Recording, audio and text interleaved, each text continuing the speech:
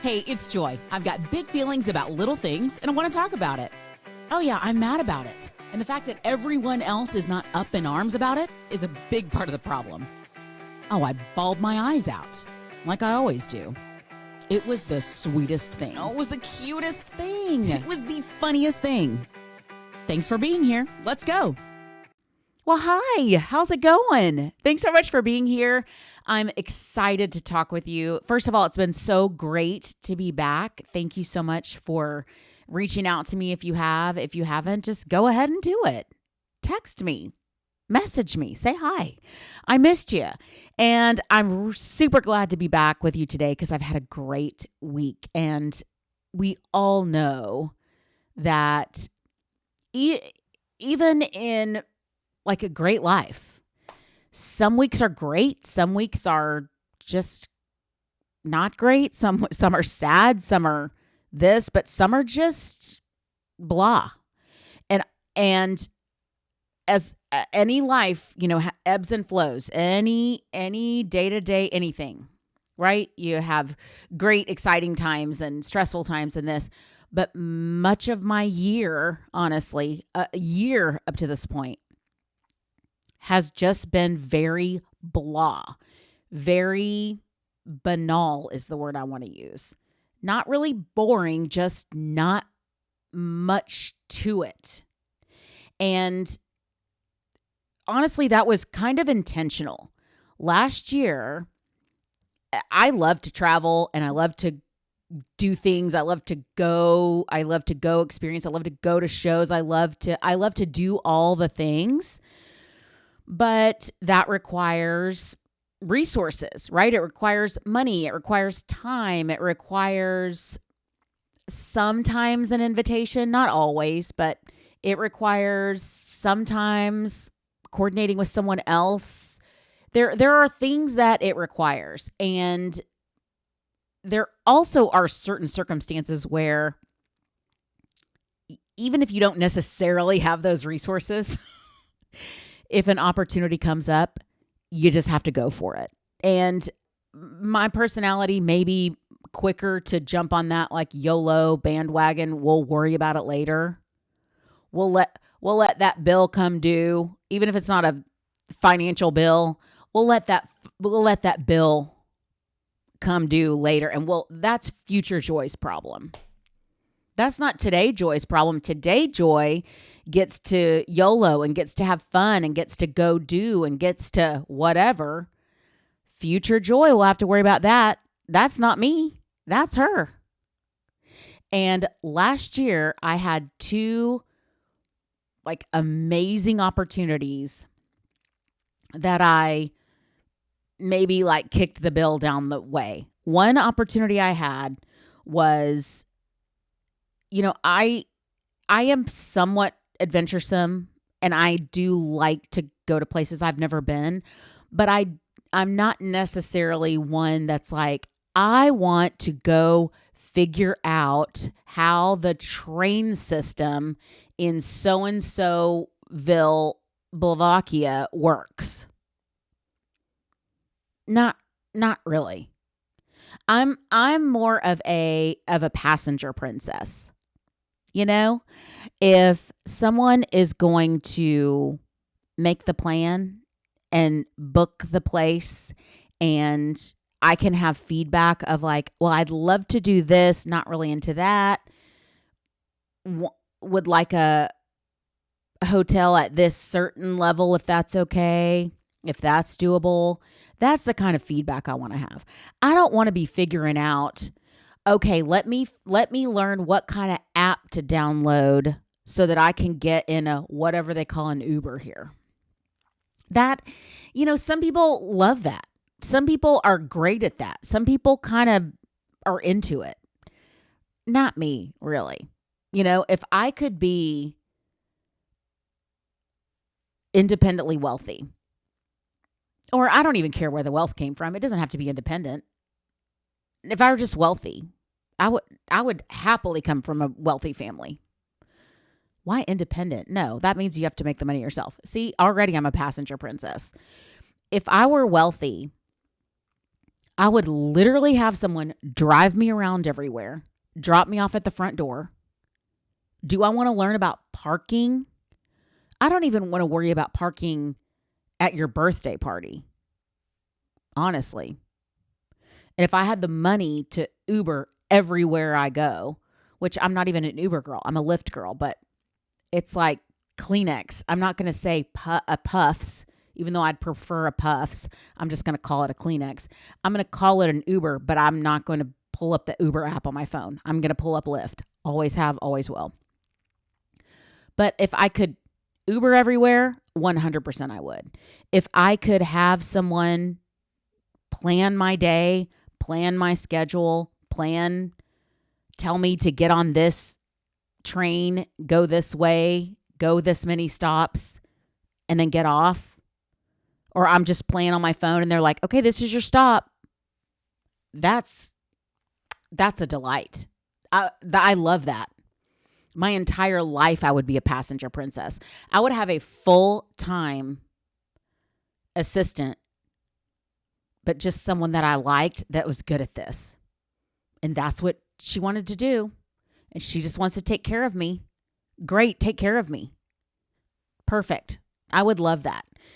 So when I travel to somewhere I've never been, I love to have someone there that either loves doing that stuff, is great at that stuff, or someone that lives there. So maybe I can stay with that person, or maybe they can give me some recommendations of what to do, or they can say, hey, I'll pick you up at the airport and I'm going to get you a Subway card so that you already have it, and you can just load it up with some cash when you get there, and I'll tell you the top 3 things you need to do. That's my dream. Well, I had that opportunity last year to go to Japan. And Japan is one of those places that's like, I would love to go. It's not really toward the top of my list of me trying to figure out how to get there, because I really, really need someone like that for me to enjoy that trip and for me to get the most out of it.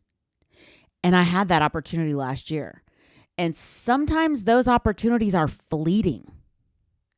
And it's easy to forget that, especially in the States where we just kind of have everything we seem to want. Amazon can get it to our doorstep overnight if we want them to. They can get it here by this afternoon if it's early in the day. I mean, we have literally option after option after option. And so it's rare for us to remember, oh yeah, you know what? Certain opportunities actually don't come around every day. And when this one came around, I knew, like, this is my only chance, kind of. So I got to hop on this. And I'll be honest, it was one of the best trips I've ever been on. It was so the right thing to do. It was fascinating and fun, and I had a great time. And somebody showed me how to use the trains. So, I mean, I was living my just absolute best life. And that was fantastic, but it also so happened to be a year in which one of my best friends from childhood was getting married and was doing a destination wedding in Europe. So guess what? I'm going to figure out a way to go to that trip. And I'm not going to go for 3 days because that's a waste. It's a waste of fuel to get over there. It's a waste of it's a waste of jet lag. If I'm going to do all this work to get on Spain time, I'm not going to turn around 3 days later and go home. I'm just not going to do it. If you're going to go over there, you got to go do it. So I had 2 huge resource requiring, like, it took money, it took probably some miles, it took all kinds of things. It took all kinds of things, mostly money though. And those two experiences were some of the best of my life. Uh, the wedding, we kind of need to talk about separately, actually. I will have the bride here so that we can chit chat about that, because it was an event more than it was just a ceremony and a dinner. It was amazing. But for, a regular person that makes like a nurse salary, it was a lot. So at the beginning of this year, I had a little come to Jesus with myself. A little come to Jesus meeting means you got to talk about some hard things, but you got to tell the truth, and we got to face some hard facts. We got to face a fact or two. And the fact or two that I had to face was my bank balance. So, okay, right, that was the right thing to do. But what that also led to was a kind of flat, boring, for lack of a better word, non-adventurous year. I didn't plan anything. I didn't have anything going on. I wasn't working toward anything, which was the right thing to do, right? That's what I needed to do. That was the right response to that. Unfortunately, my personality goes a little far in either direction, right? One year, I'm going to go on 2 pretty big overseas trips, whether I have the money or not. And then when I pull back, I'm probably going to pull back a little too hard. I'm probably going to yank too hard on those reins. So here I am around summertime being like, not only have I kind of not done anything fun, and I'm getting the itch, like I'm getting that itch that I need to, see a different skyline. I need to be in a different climate. I need different people, different restaurants, I need something different. I need something. And that itch for me, it's really more than just I'm bored. It's like my soul's not being fed well.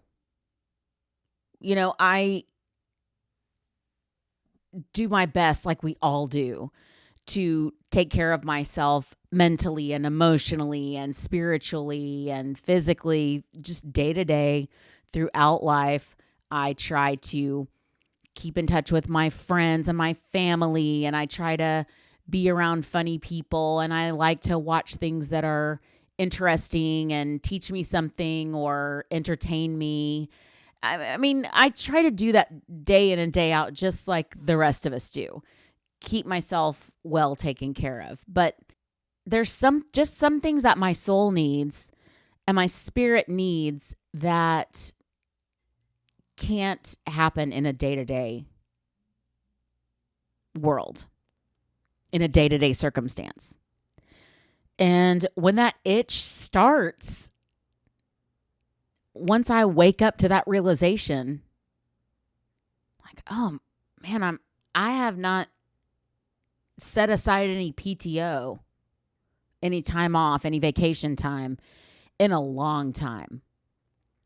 And I'm just using them like here and there to like leave work early and this and that. I'm like, I need something on the books for my internal soul mental health. That's for my soul health. I don't even have the verbiage for this, but I need something. I need something to look forward to. I need something to be excited about. I need something that feeds that part of me. And yes, it was the wise thing to do to pull back the reins a little bit. That was the right thing to do. But I've probably gone a little too long with it now. And I need to go and to see and to do. And unfortunately, again, my personality is not like, okay, you know what? I do need a little something. Let me figure out one cool thing to do, and I will plan for that and look forward to that and do it and then get the benefit from it. I like fully flip out, ask a girlfriend of mine to go to Austin for the weekend, set a trip for New York, add Las Vegas to the list. So I have gone from nothing planned to everything planned. And one I haven't even told you about, I just got back from. I'm still actually a little jet lagged. But I had a kind of last minute opportunity to go to Europe. And you've learned from me already, I'm not going to say no to that. And honestly, I don't think we should say no to stuff like that. You know, of course, there's something to being wise, and there's something to being a grown-up and managing our resources. But there's also something to saying no to things because it might take a little sacrifice. There's something to saying no to something that would feed our soul because we're too uptight to like release and just let happen what's supposed to happen. Sometimes you have to take a little bit of a leap. Sometimes you have to take a little bit of a leap. And I might be a little too leapy. I understand that. I'm a Taurus, and you know, I'm an outgoing, like, why not type of personality. So sure, I probably leap a little too often. I'm a little too like 10 lords of leaping, but I also meet a lot of people and hear a lot of stories and read a lot of stories that remind me we don't know what tomorrow holds. We just flat don't.